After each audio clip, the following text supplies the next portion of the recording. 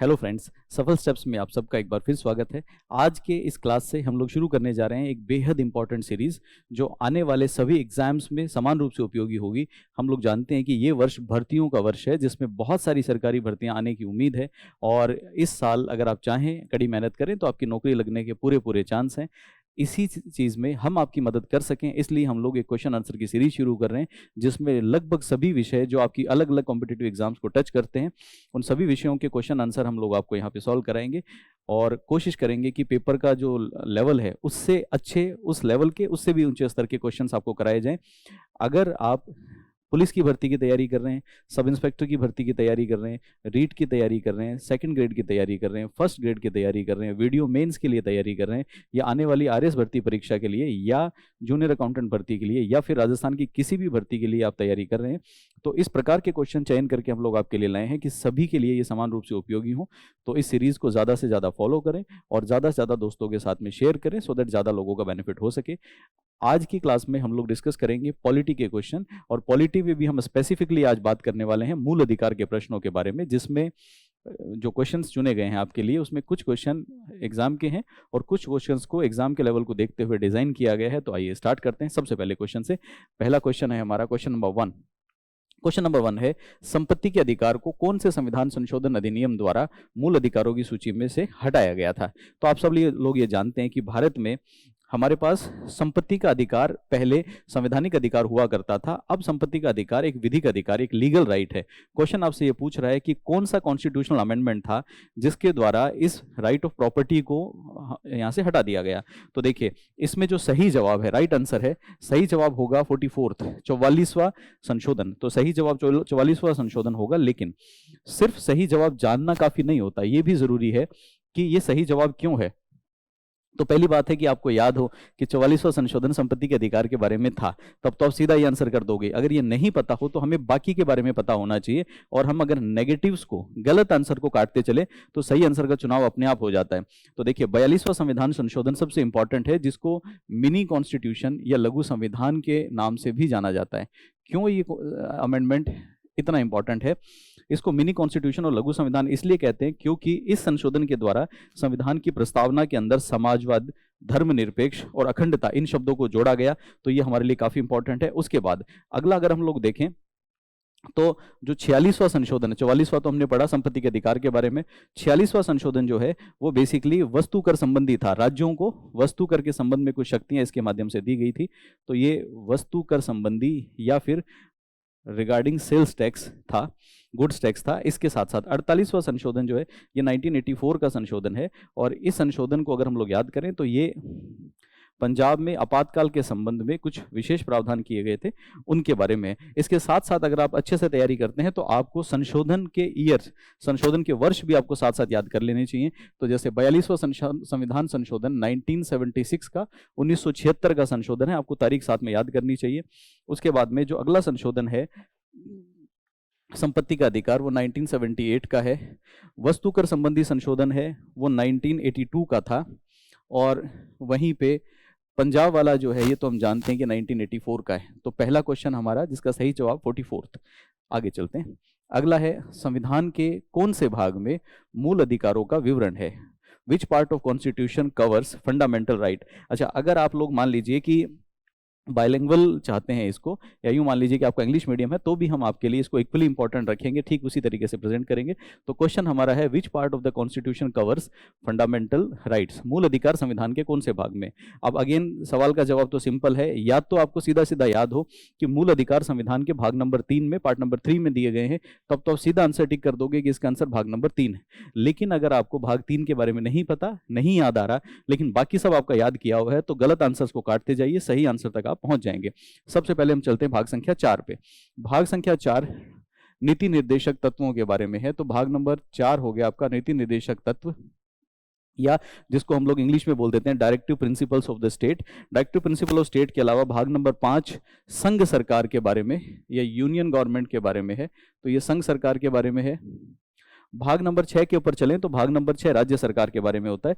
तो भाग नंबर 6 हो गया हमारा अबाउट द स्टेट गवर्नमेंट, राज्य सरकार। और इसके बाद भाग नंबर 3 तो हम ऑलरेडी जानते हैं कि ये मूल अधिकार के बारे में है, तो आंसर हमारा सही है भाग नंबर 3। उसके बाद चलते हैं अगले क्वेश्चन पे। अगला क्वेश्चन है, निम्नलिखित में से किस अनुच्छेद में स्वतंत्रता के अधिकार का उल्लेख नहीं है? Out of the following which article does not cover the right of freedom?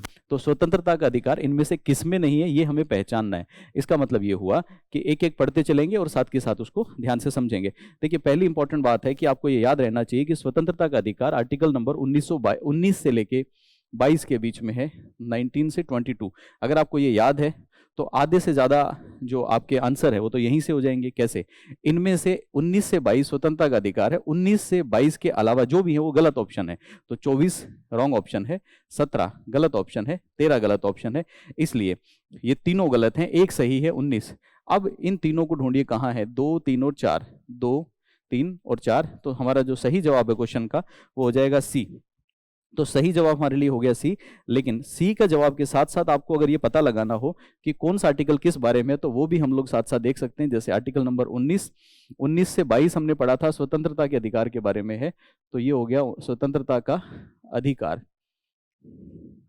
स्वतंत्रता के अधिकार के अलावा अगला है हमारा जिसका नाम है article number 24, article number 24। Article number 24 जो है वो हमारा बेसिकली 23-24 दोनों ही शोषण के अधिकार के विरुद्ध होते हैं।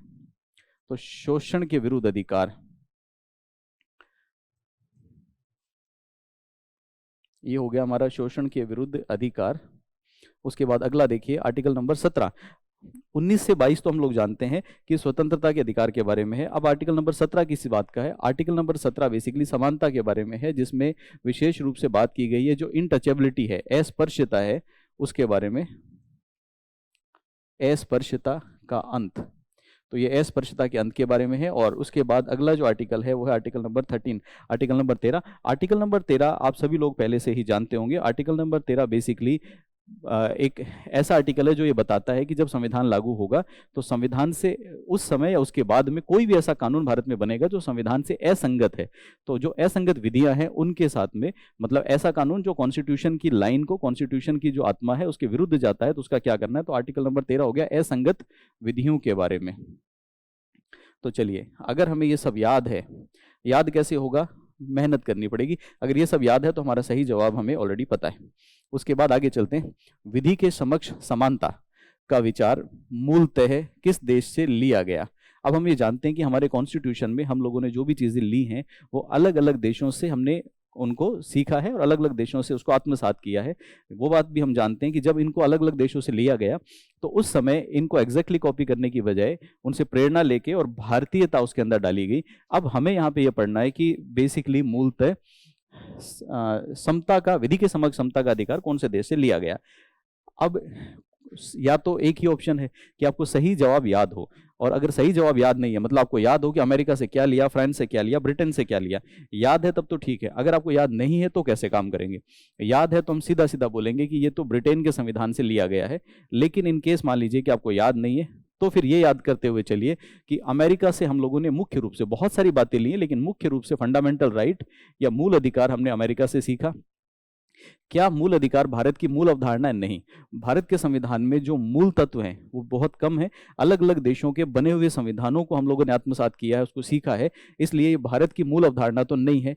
ये मूल अवधारणा ब्रिटेन में थी, वहाँ से हमने कॉपी की। और इसके बाद बात आती है कि जो फ्रांस का कॉन्स्टिट्यूशन है वहाँ से हमने क्या लिया। तो फ्रांस से तो हमने बहुत सारी बातें ली हैं, जैसे कि स्वतंत्रता हो गया, समानता हो गया, बंधुता हो गया, ये जो सारे के सारे केसेस हैं ये हमने फ्रांस से लिए। तो चलिए आगे चलते हैं। सही जवाब हो गया हमारा ब्रिटेन। ब्रिटेन के बाद फिर क्वेश्चन कहता है संवैधानिक उपचारों के अधिकार में निम्नलिखित में से कौन सी याचिका सम्मिलित नहीं है? याचिका को इंग्लिश में रिट बोलते हैं हम लोग। Out of the following writs which writ is not covered by constitutional remedies, article of constitutional remedy. अब कॉन्स्टिट्यूशनल रेमेडी या संवैधानिक उपचारों के अधिकार में इसमें क्या क्या शामिल नहीं है वो देखते हैं।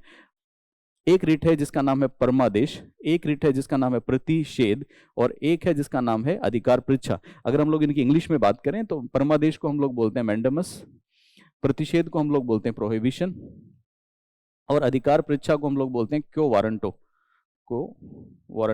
अब हमें ये पता होना चाहिए कि परमादेश किस संबंध में है। प्रतिषेध के संबंध में और अधिकार परीक्षा के संबंध में। सबसे पहले बात करते हैं परमादेश या मैंडमस की। परमादेश या मैंडमस जो एक तरह से परम आदेश से बना है। परम आदेश का मतलब सबसे ऊंचा आदेश। तो यहाँ पे जो सुपीरियर कोर्ट है वो ये कहता है, हायर अथॉरिटी जो है, हायर कोर्ट है, वो ये कहता है कि हम आदेश देते हैं किस बारे में। अगर मान लीजिए कि कोई भी सबऑर्डिनेट कोर्ट, लोअर कोर्ट अपना काम नहीं कर रहा, कोई प्रशासनिक अधिकारी, कोई ऑफिसर अपना काम नहीं कर रहा, सरकार अपना काम नहीं कर रहा, तो ऐसे केस में उच्च न्यायालय परमादेश जारी करके उसको आदेश दे सकता है कि आप ये काम कीजिए। तो ये परमादेश कहलाता है। परमादेश जब आएगा तो परमादेश में जैसे लोअर कोर्ट को परमादेश दिया तो वहां से आदेश देके उनसे और केस को भी हाईकोर्ट अपने पास में मंगा सकता है, लेकिन एक पर्टिकुलर मैनर में, एक विशेष रूप से जजमेंट करने का आदेश यहाँ पे नहीं दिया जा सकता। तो आप काम कीजिए ये बोला जा सकता है, काम कैसे कीजिए ये नहीं बोला जा सकता। उसके बाद अगला है प्रतिषेध। प्रतिषेध का मतलब है, अंग्रेजी में प्रोहिबिशन बोलते हैं। प्रोहिबिशन का मतलब है किसी को रोकना। तो नॉर्मली जो लोअर कोर्ट है जब अपनी अथॉरिटी के बाहर जाके अगर काम करते हैं तो उनको वहां पे काम करने से रोका जा सकता है, जिसके लिए प्रोहिबिशन या प्रतिषेध की रिट जारी होती है। उसके बाद अगला है अधिकार परीक्षा या क्यो वारंटो।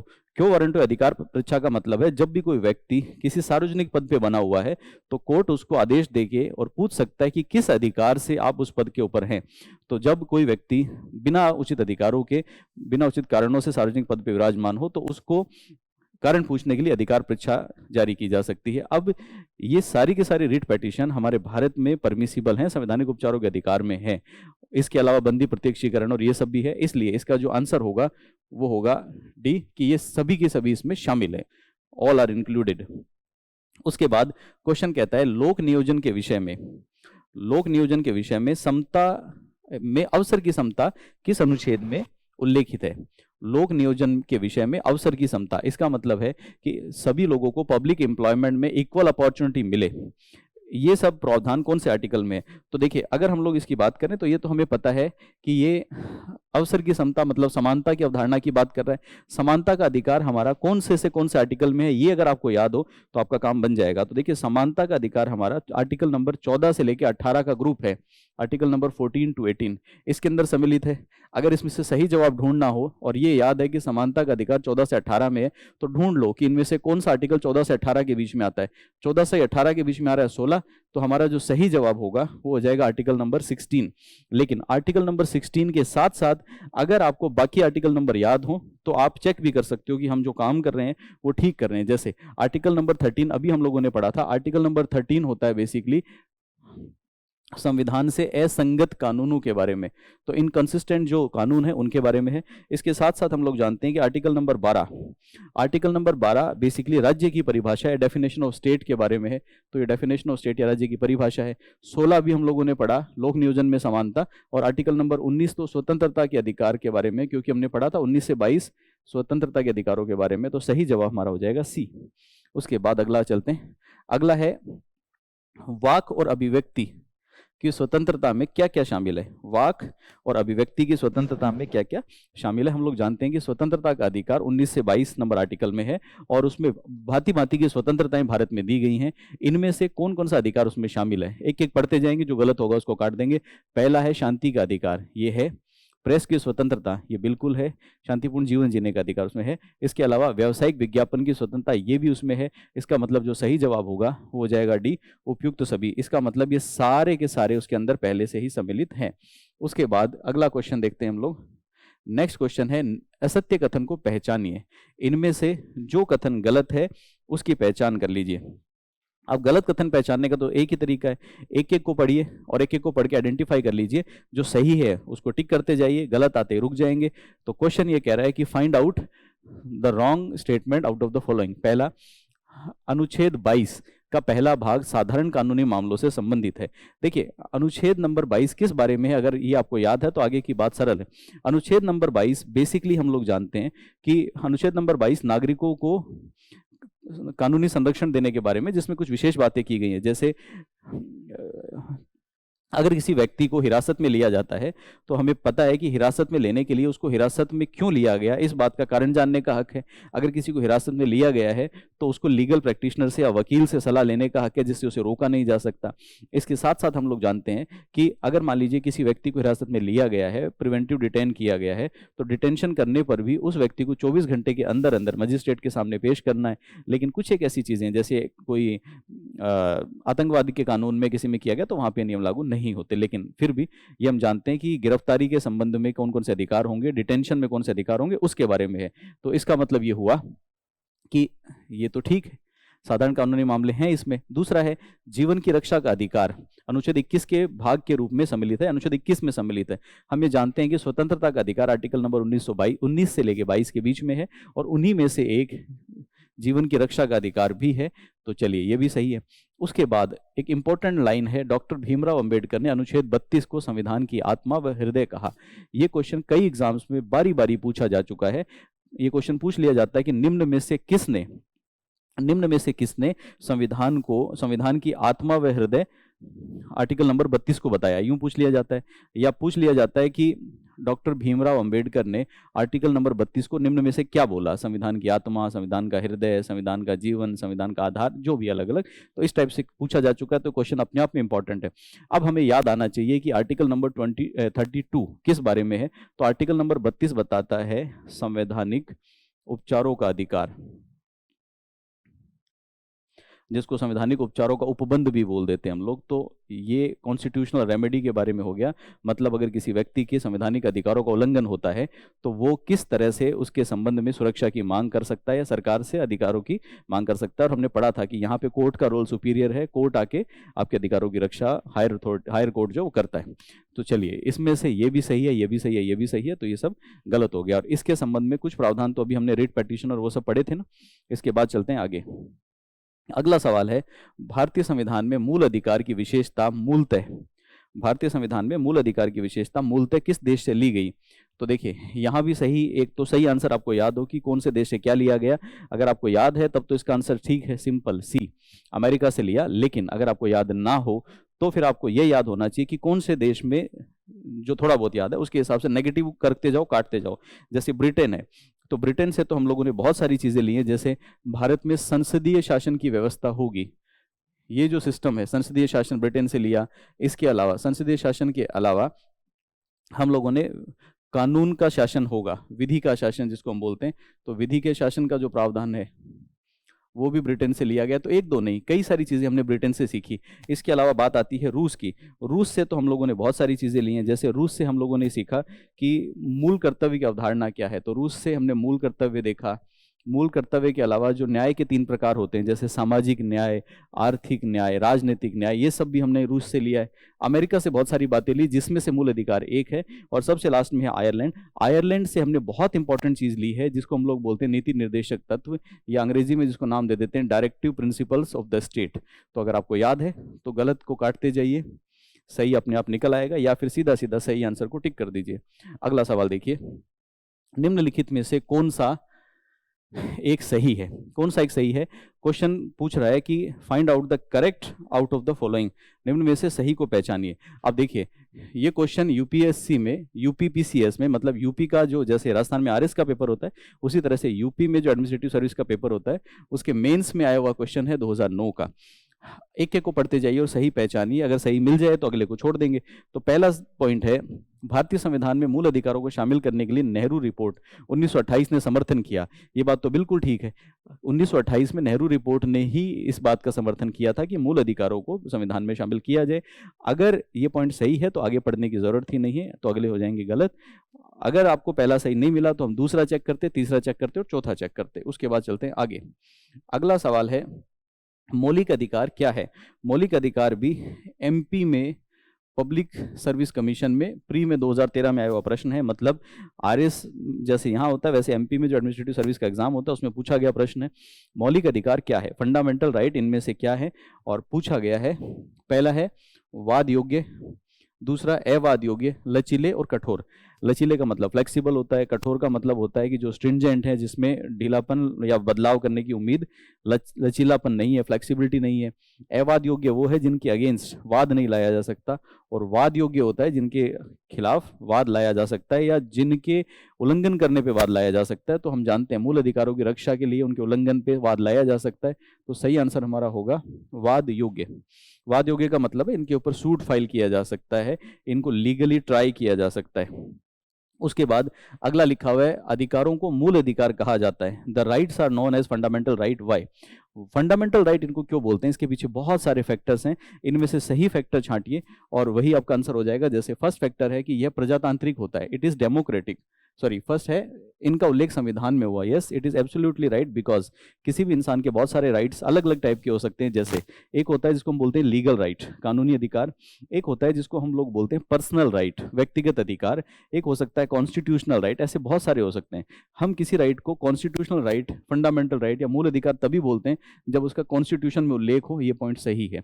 इसके बाद क्या मूल अधिकार डेमोक्रेटिक या प्रजातांत्रिक होते हैं? नॉट नेसेसरली, बिकॉज हम लोग जानते हैं कि जो डिक्टेटरशिप है, जो राजाशाही है, राजाशाही में भी मूल अधिकार हो सकते हैं, लेकिन वहां पे मूल अधिकार इतने सुरक्षित नहीं होते या मूल अधिकार इतने प्राइम नहीं होते। तो इसका लोकतंत्र या राजतंत्र से संबंध हो, प्रजातंत्र से संबंध हो, ये बात तो ठीक नहीं है। उसके बाद लिखा हुआ है कि ये लोक कल्याणकारी होते हैं। फंडामेंटल राइट जन सामान्य के लिए नहीं, व्यक्तिगत हितों की रक्षा के लिए होते हैं।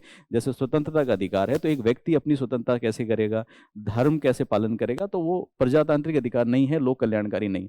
अगला है यह व्यक्तित्व के विकास के लिए आवश्यक है। ये एब्सोल्युटली ठीक है। और आगे लिखा हुआ है संसद द्वारा इनके विरुद्ध कानून नहीं बनाया जा सकता। हम ये जानते हैं कि संविधान के जो मूल अधिकार लोगों को दिए गए हैं, संसद उनके विरुद्ध कानून लाके उनको सीमित नहीं कर सकती, इसलिए ये पॉइंट भी सही है। तो अब इनमें से ऑप्शन छांटिए जिसमें 1, 4 और 5 आता हो। इसमें नहीं आ रहा, इसमें भी नहीं आ रहा, इसमें आ रहा है 1, 4 और 5। तो सही जवाब हो जाएगा हमारे पास में सी। तो इसका जो सही आंसर है वो है सी। उसके बाद चलते हैं हम लोग आगे। मौलिक अधिकार, फंडामेंटल राइट कभी भी निलंबित नहीं किए जा सकते। फंडामेंटल राइट प्रधानमंत्री के निर्देशों से निलंबित हो सकते हैं, राष्ट्रपति की इच्छा पर निलंबित हो सकते हैं और आपातकालीन स्थिति में निलंबित किए जा सकते हैं। इसका मतलब क्या है? क्वेश्चन ये पूछ रहा है कि ऐसे कौन कौन से सिचुएशंस हैं, what are the circumstances when fundamental right can be suspended. Normally हम जानते हैं कि फंडामेंटल राइट हर इंसान को, भारत के सभी नागरिकों को अवेलेबल है, बट कुछ ऐसी परिस्थितियां, ऐसी सिचुएशन है when fundamental rights can be suspended by the law या बाय द गवर्नमेंट। वो कौन कौन सी परिस्थितियां हैं वो हमें पढ़नी है। सबसे पहला है कभी भी निलंबित नहीं किए जा सकते। इसका मतलब इंग्लिश में हुआ fundamental right can never be suspended. तो क्या फंडामेंटल राइट कभी निलंबित नहीं हो सकते? ये गलत जवाब है। फंडामेंटल राइट का निलंबन हो सकता है परिस्थितिवश। कैसे, वो हम पढ़ेंगे। अगला लिखा हुआ है प्रधानमंत्री के निर्देशों से। जी नहीं। अगर हमने प्राइम मिनिस्टर को इतनी शक्ति दे दी कि वो जब चाहे मूल अधिकारों को खत्म कर दे तो हमारी सरकार निरंकुश हो जाएगी, ये नहीं है, गलत जवाब है। क्या राष्ट्रपति अपनी इच्छा से इनको निलंबित कर सकता है? जी नहीं। भारत में विधि का शासन है, राष्ट्रपति का शासन नहीं है कि जब मन करे तब राष्ट्रपति बोले कि आज से फंडामेंटल राइट सस्पेंडेड है, नहीं।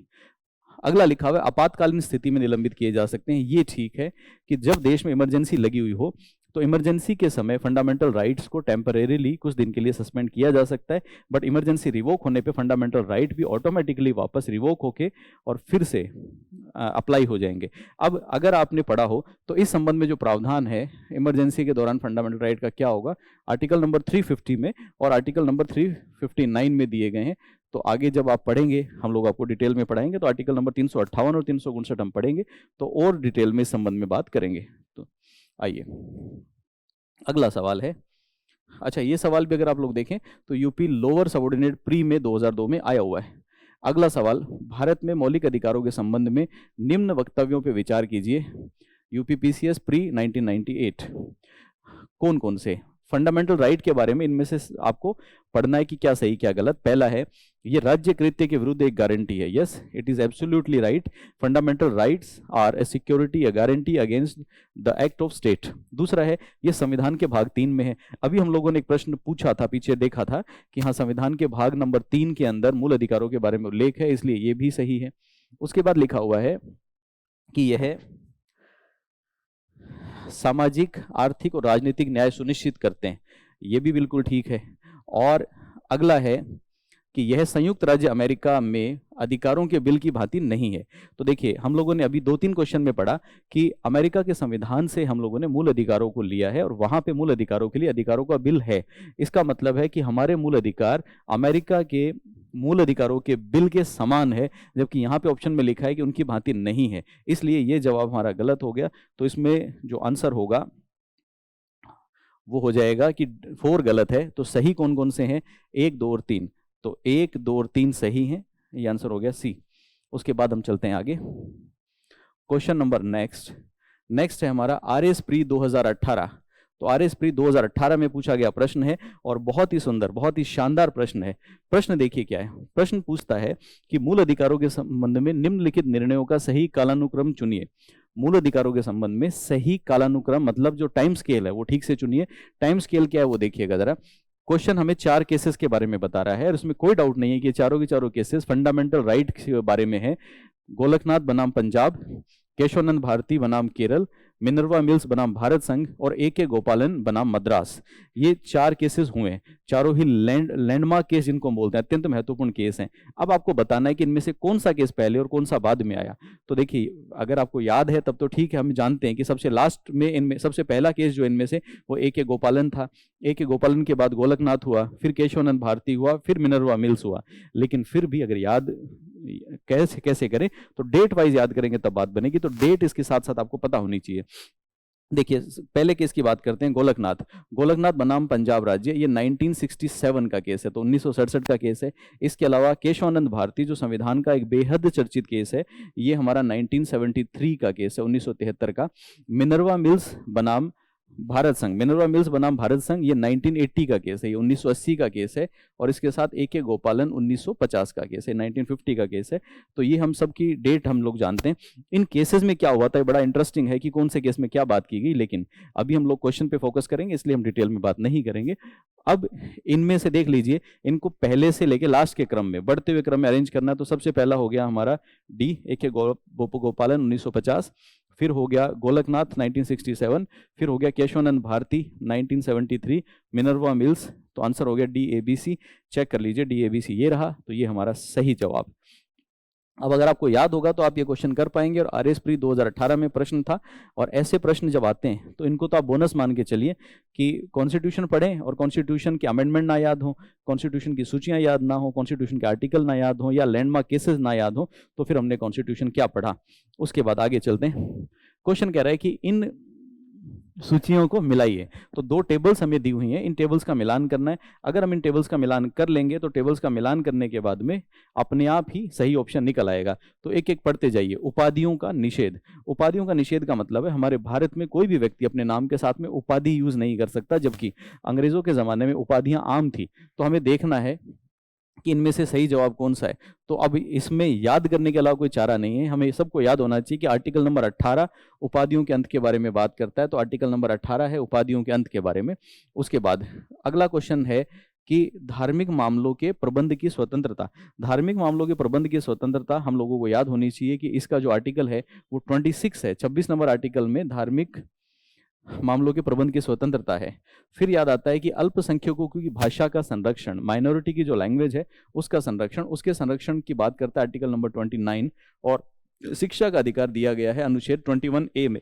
तो अगर आपको ये याद है तो ये सारे ऑप्शंस आप मिला सकते हैं। अब मिलाने के बाद सही आंसर निकल आएगा। जो पहला है ए का आंसर हो गया हमारा उपाधियों का निषेध। ए का आंसर हुआ 3।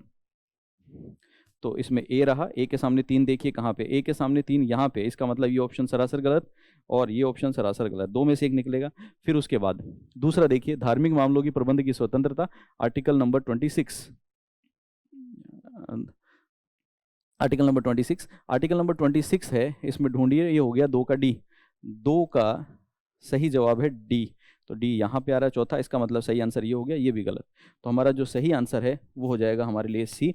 एक बार फिर से देख लेते हैं। उपाधियों का निषेध अनुच्छेद नंबर 18, इसके साथ में धार्मिक मामले 26, इसके साथ में अल्पसंख्यकों की भाषा 29 और शिक्षा का अधिकार 21A। चलिए उसके बाद चलते हैं हम लोग आगे। अगला क्वेश्चन कहता है कि संविधान के अनुच्छेद 25 के अनुसार धर्म स्वतंत्रता का अधिकार किसके अधीन नहीं है। तो क्वेश्चन ये पूछ रहा है कि जो रिलीजन की फ्रीडम है वो इनमें से किसके अधीन नहीं है। बहुत सिंपल सिंपल बातें हैं। पहला है सार्वजनिक व्यवस्था, उसके अधीन तो है। स्वास्थ्य के अधीन भी है। सदाचार, कंडक्ट के अधीन भी है। और मानववाद, ह्यूमैनिटी, मानववाद, इसका कोई लेना देना नहीं है। तो इसका जो जवाब है वो हो जाएगा डी। तो देखिए, आज के सेशन में इतना ही। मैं उम्मीद करता हूँ कि आज का सेशन आपको पसंद आया होगा। अगर आपको ये सेशन पसंद आता है तो हमारे कंटेंट को और ज़्यादा हम ला सकें आपके लिए अच्छा अच्छा कंटेंट, इसके लिए लाइक कीजिए, सब्सक्राइब कीजिए, ज़्यादा से ज़्यादा लोगों के साथ में शेयर कीजिए, और आने वाली सभी भर्तियों में सभी बच्चों का हित हो सके इसलिए ज़्यादा से ज़्यादा लोगों के साथ में इसे जोड़िए। आप सबका बहुत बहुत धन्यवाद। हम मिलेंगे अगली सीरीज, इसी सीरीज़ के अगले भाग के साथ में। तब तक के लिए पढ़ते रहिए, keep learning, keep revising. Thank you.